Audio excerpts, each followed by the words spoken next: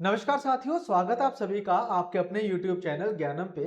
तो आज की जो हमारी वीडियो होने वाली है इसमें हम एसएससी सीजीएल के जो हमारा पेपर वन होता है प्रीलिम्स का उसमें देखेंगे कि क्वांटिटेटिव एप्टीट्यूड के कौन कौन से टॉपिक इंपॉर्टेंट है। आज की इस वीडियो में मैं प्रॉपर एनालिसिस आपको दूंगा।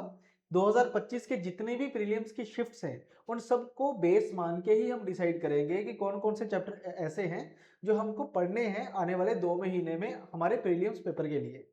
तो दोस्तों अगर मैं बात करूं पेपर की, जो हमारा एसएससी सीजीएल का पेपर होता है, तो प्रीलिम्स और मेंस को ना उन्होंने डिफरेंशिएट किस तरीके से किया इसको समझिएगा।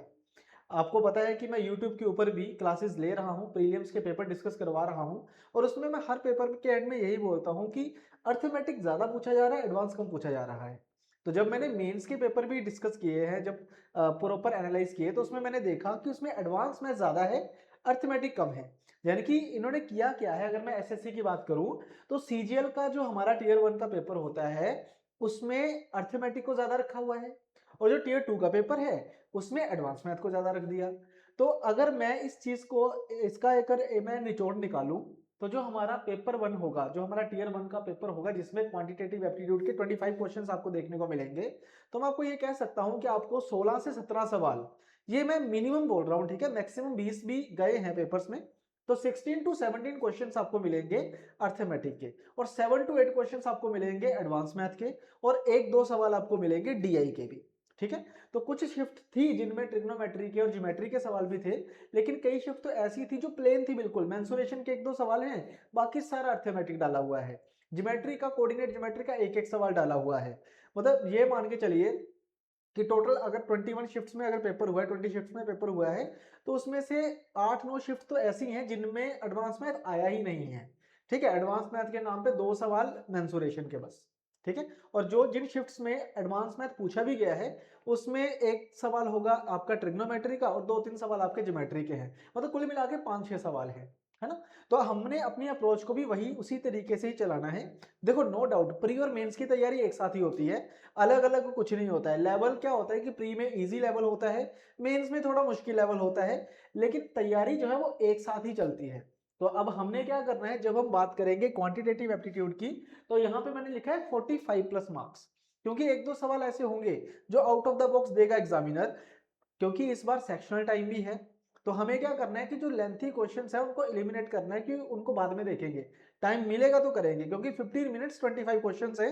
तो हमने जो जो लेंथी सवाल होंगे जो कि एग्जामिनर जरूर डालेगा, 2 या 3 सवाल आपको ऐसे मिलेंगे जो लेंथी होंगे, जिनको करने में 1-1.5 मिनट लगेगा, तो हमने उन क्वेश्चंस को एलिमिनेट करना है, पीछे छोड़ना है। ठीक है, तो यहाँ पे अगर हम देखें तो जो इंपॉर्टेंट चैप्टर्स है उनकी पूरी लिस्ट है। यही चैप्टर्स होते हैं जो पेपर में पूछे जाते हैं और यही सिलेबस भी है। तो जो चीज मैंने ऑब्जर्व करी है कि जो सवाल पेपर में 100% आपको देखने को मिलेगा ही मिलेगा, उसमें देखो एक तो रहेगा हमारे पास रेशियो एंड प्रोपोर्शन और एक परसेंटेज। ये दो सवाल ऐसे थे जो आ ही रहे हैं। इसके अलावा ना पार्टनरशिप करके चैप्टर होता है जिसको हम रेशो का ही पार्ट बोल देते हैं।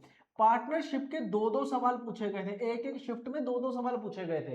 तो जब आप रेशो एंड प्रोपोर्शन पढ़ोगे तो रेशो एंड प्रोपोर्शन में पार्टनरशिप भी पढ़ना है और एजिस का भी पढ़ना है, क्योंकि ये दोनों चीजें आपको देखने को मिल जाएगी। टाइम एंड डिस्टेंस और टाइम एंड वर्क, ये दो चैप्टर हमारे पास ऐसे थे जिनके सवाल पेपर में आ ही रहे हैं। हर बार एक एक दो दो सवाल पूछे जा रहे हैं। प्रॉफिट एंड लॉस का सवाल 100% पूछा जा रहा है आपसे। इसके अलावा कंपाउंड इंटरेस्ट के और सिंपल इंटरेस्ट के सवाल भी आपसे पूछे जा रहे हैं। सरप्राइजिंगली 2025 में मिक्स क्वेश्चन नहीं आए थे। सिंपल इंटरेस्ट के अलग आ रहे हैं, एक एक दिन में 3 शिफ्ट हैं, तीनों में सिंपल इंटरेस्ट डाल दिया, फिर कंपाउंड इंटरेस्ट डाल दिया। तो ये वाली चीजें आपको ज्यादा पूछी जा रही हैं। डेटा इंटरप्रिटेशन में एवरेज के सवाल पूछे जा रहे हैं, एवरेज के भी ठीक ठाक सवाल पूछे गए थे। मेंसुरेशन तो देखो मोस्ट इंपॉर्टेंट है, ये तो मैं कहूंगा मोस्ट इंपॉर्टेंट है, ये तो आएगा ही आएगा, इसको तो आप छोड़ ही नहीं सकते। सिंप्लीफिकेशन के दो सवाल फिक्स थे, सिंपल थी सिंप्लीफिकेशन के, लेकिन सवाल इसमें फिक्स थे।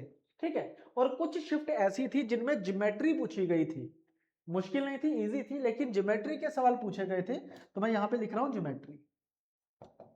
3-4 शिफ्ट्स ऐसी थी जिनमें ट्रिग्नोमेट्री भी थी, तो ट्रिग्नोमेट्री भी हमने बेसिक पढ़नी है, क्योंकि आइडेंटिटीज के ऊपर सवाल थे, बस आइडेंटिटीज के ऊपर सवाल थे। ज्योमेट्री में कोऑर्डिनेट ज्योमेट्री के ऊपर सवाल थे, लेकिन एक एक सवाल था। ठीक है। तो ये कुछ लिस्ट ऑफ इंपॉर्टेंट चैप्टर्स है जो आपको पता होनी चाहिए। नंबर सिस्टम का सरप्राइजिंगली मुझे सवाल नहीं दिखा, मतलब एक दो सवाल थे लेकिन मेंस में थे। मेंस की अगर हम बात करें तो मेंस में तो एडवांस मैथ भर भर के डाला हुआ था, मतलब 16-17 सवाल तो एडवांस मैथ के लगा लो आप, ठीक है ना। लेकिन अगर हम टियर 1 की बात करते हैं तो अगर 2025 का ही पैटर्न फॉलो करता है एसएससी, तो फिर ये मान के चलिएगा कि भाई अर्थमेटिक ही आपको याद आने वाला है। तो पढ़ना तो देखो हमने सारा ही है। जो बच्चे पहले से तैयारी कर रहे हैं उनका एक बार सिलेबस खत्म हो गया होगा, रिवीजन के तौर पे इनके ऊपर आपने ज्यादा काम करना है, ठीक है। अगर आप फ्रेशर हो, बिल्कुल तैयारी करनी है शुरू से, तो भाई 2 महीने में सिलेबस तो पूरा खत्म नहीं होगा। तो जिन पे सर्कल लगा दिया मैंने उनको आप पढ़ लेना एक बार, जिन पे सर्कल लगाए ना वो तो आप करके जाना, क्योंकि ये मान के चलिएगा 80 to 85% यही है, ठीक है। सिंप्लीफिकेशन कर जाना, रेशियो एंड प्रोपोर्शन कर जाना, percentage, profit and loss, SI CI, time and work, time and distance, average और मेंसुरेशन, ये कर जाओगे तो 80% तो यही कवर हो जाएगा आपका, ठीक है। बाकी 2 महीने में इतना की हो पाएगा। और ऐसा नहीं है कि बिल्कुल आपने बिल्कुल डीप जाके पढ़ना है। प्रीलिम्स के लिए सिंपल सिंपल ही पेपर में आता है सवाल, ठीक है, और सिंपल ही हमने पढ़ने हैं। जब हम प्री दे लेंगे उसके बाद मेंस के लिए हमें एक्सटेंसिव तैयारी करनी है, और मेंस हमारा दिसंबर में है, तो हमारे पास फिर 2 महीने का टाइम होगा। उस टाइम पे हम एडवांस मैथ को और बिल्ड करेंगे, अर्थमेटिक को भी बिल्ड करेंगे, एडवांस को बिल्ड करेंगे। अगर हम बात करें प्रीलिम्स की तो पेपर मुश्किल नहीं होगा, मेंस का मुश्किल, जो टियर 2 का पेपर होता है वो मुश्किल होता है। तो उसके लिए हमारे पास और टाइम होगा तैयारी करने के लिए, ठीक है। तो आशा करता हूँ ये चीज आपको समझ आई होगी। जब भी कभी हम एग्जाम की तैयारी करते हैं तो शुरू से ऐसा नहीं करना कि मैं परसेंटेज को पूरा डिटेल में पढ़ूंगा। जब पेपर में सवाल इजी आएगा तो हमने मुश्किल करना ही क्यों है। हमने अपनी तैयारी को मॉडरेट लेवल पे ही करना है, क्योंकि प्री हो चाहे मेंस हो, डिफिकल्ट क्वेश्चन नहीं है। प्री में इजी सवाल है, मेंस में मॉडरेट क्वेश्चंस हैं, तो हमने उसी लेवल पे तैयारी करनी है जिस जो एसएससी दे रहा है पेपर में, ठीक है ना।